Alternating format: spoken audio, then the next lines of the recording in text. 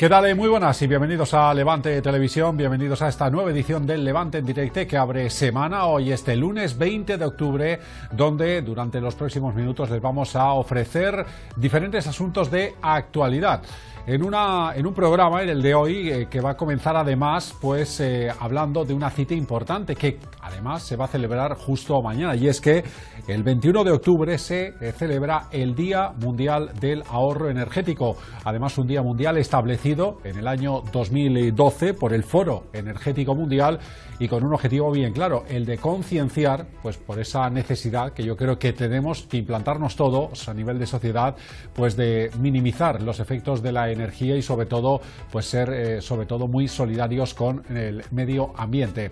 Y precisamente en esta línea hoy vamos a tener aquí en el plató de Levante Televisión y en este Levante en Directo a tres personas, cada uno desde un ámbito que seguro nos van a ilustrar, nos van a ofrecer y nos van a ayudar a conocer un poquito más todo lo que significa este Día del Ahorro mundial energético. Para ello voy a comenzar a saludarlos y enseguida vamos a comenzar a charlar con ellos. Más próximo a mí se encuentra Paula Casamayor, ella es agente energético de la Oficina de la Energía de Valencia del Instituto IMEDES. Hola Paula, ¿qué tal? Muy buenas y bienvenida. Muy buenos días. Gracias por estar aquí con nosotros. Voy a intentar pronunciarlo bien, espero que sí. Nos acompaña Corentin Girard, él es coordinador del área de energía de la Fundación Valencia Clima y Energía del Ayuntamiento de Valencia. ¿Qué tal? Buenas, bienvenido. Buenas. He pasado el corte. Perfecto. Más o menos. Gracias. Gracias.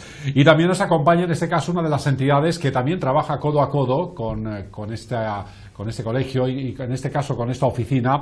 Ella es Marina Bernardo, es arquitecta vocal de la Junta de Gobierno del Colegio Territorial de Arquitectos de Valencia. Marina, ¿qué tal? Muy buenas y bienvenida. Gracias. Y gracias también por acompañarnos. Bueno, 21 de octubre, un día importante, Paula, un día que, sobre todo para iniciarnos, coméntanos por qué se celebra este Día Mundial.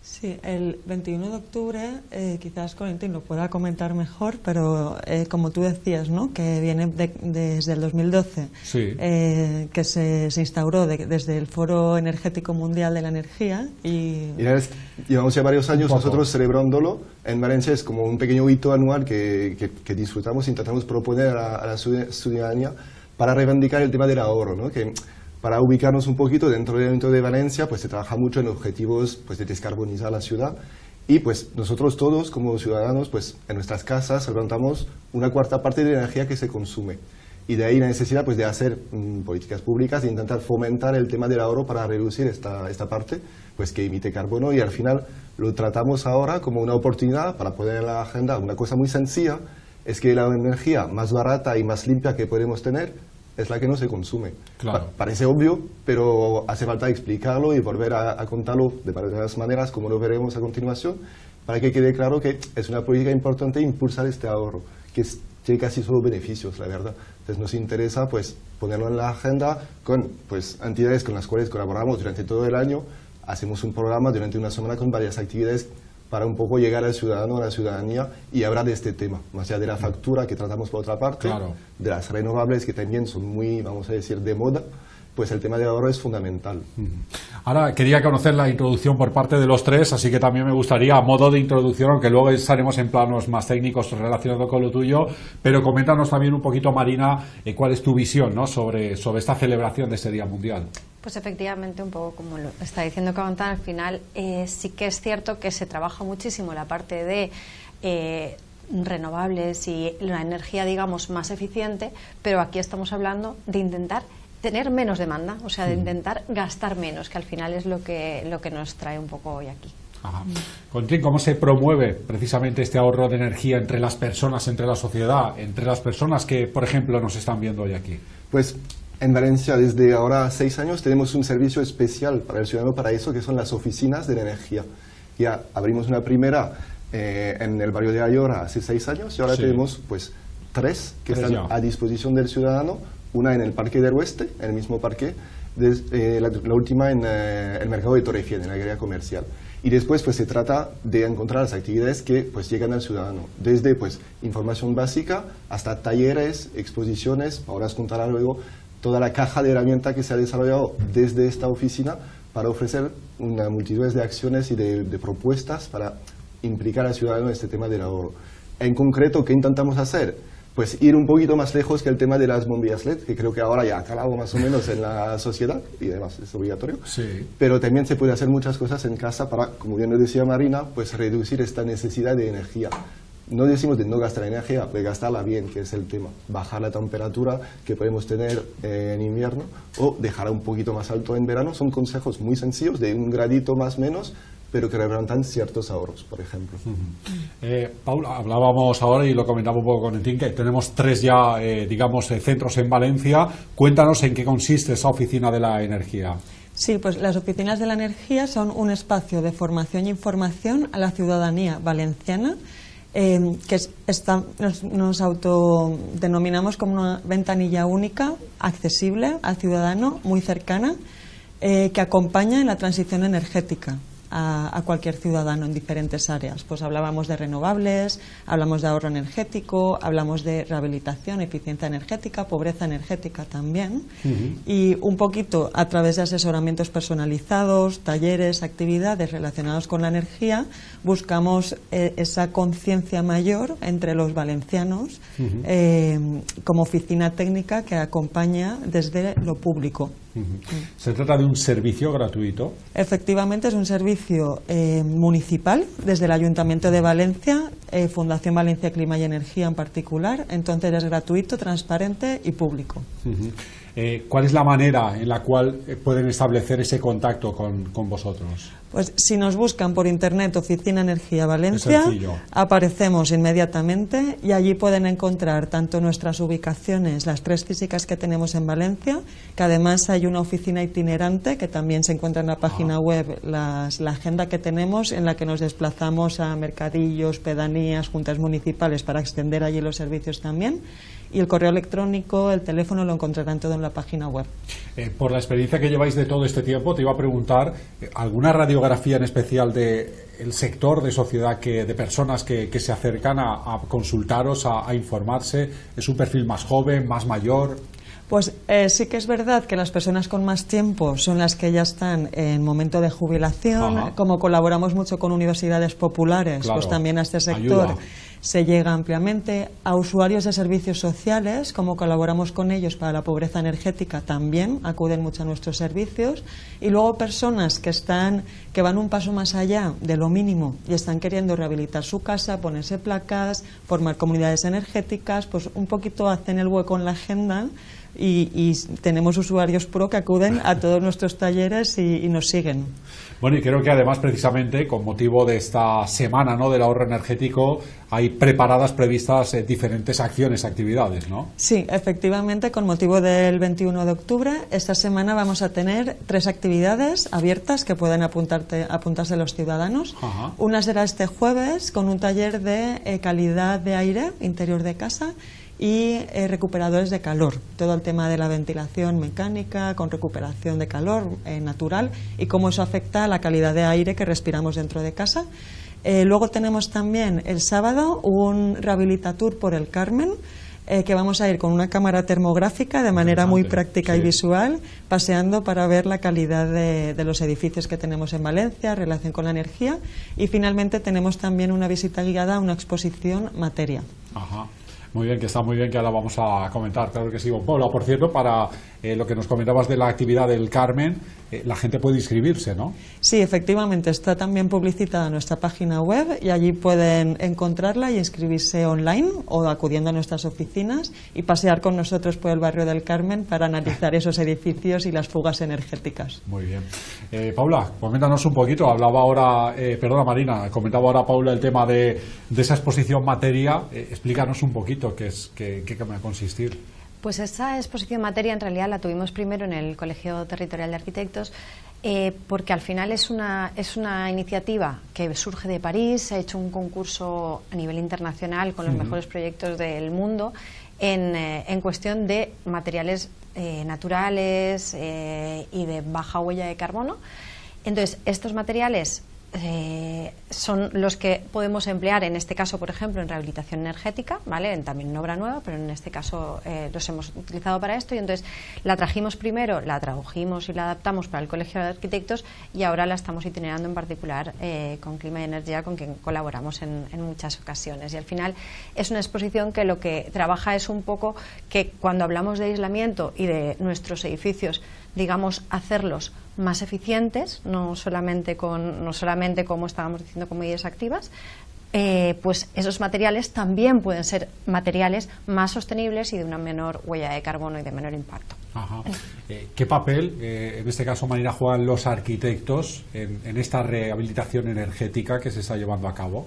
Pues efectivamente los arquitectos somos los técnicos, digamos, competentes para realizar los proyectos, pero además de los técnicos somos las personas que podemos acompañar a los ciudadanos en ese proceso cuando ya inician lo que es el proyecto, ¿no? Y entonces pues hay toda una serie de trámites y una serie de decisiones que hay que tomar en cuanto a materiales, en cuanto a presupuestos y demás, y al final los arquitectos son los que pueden un poco acompañar en ese procedimiento.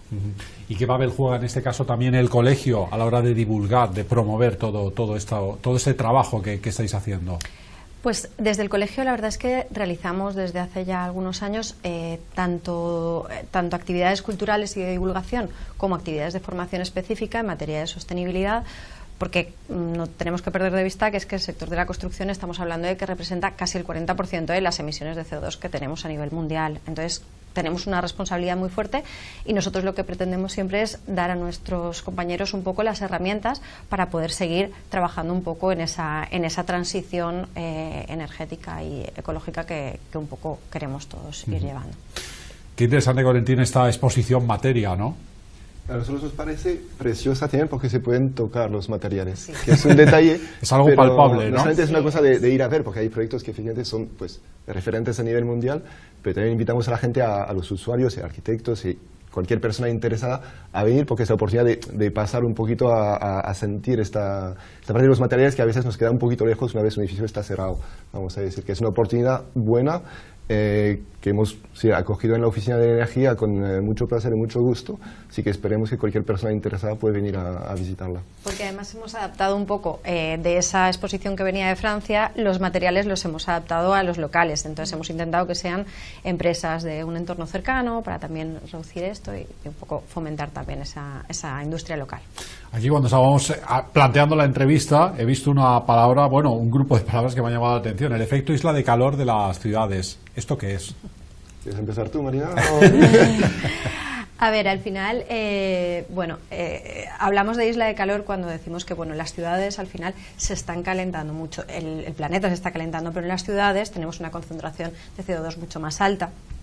Entonces, cuando decíamos que la rehabilitación energética no es solamente para las viviendas de manera individual, para los edificios de viviendas de manera un poquito más colectiva, sino que esto tiene una repercusión a nivel de las ciudades en general, porque al final todos esos elementos van haciendo que la ciudad esté cada vez más caliente. Y entonces, pues sistemas de ventilación, sistemas de acondicionamiento energético, todo eso hace que podamos incluso dejar de usar determinados aires acondicionados, calefacciones, y entonces eso pues a su vez repercute en que la ciudad se caliente menos, porque claro, nosotros estamos frescos en casa, pero es que tenemos fuera estamos emitiendo con una máquina un montón de calor al exterior. Pero se han estudiado, por ejemplo, pues este fenómeno que hay una temperatura más alta, por ejemplo en Valencia, en comparación con la huerta, yo creo que cualquier persona lo puede sentir.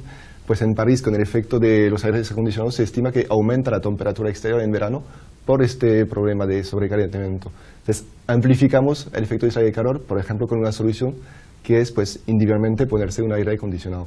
¿Qué podemos hacer? Pues buscar soluciones más a nivel de ciudad, más zonas verdes, enfriar por el exterior, medidas pasivas que llamamos nosotros, que son pues intentar desde el diseño, la concepción de los espacios, pues poner sombra, básicamente.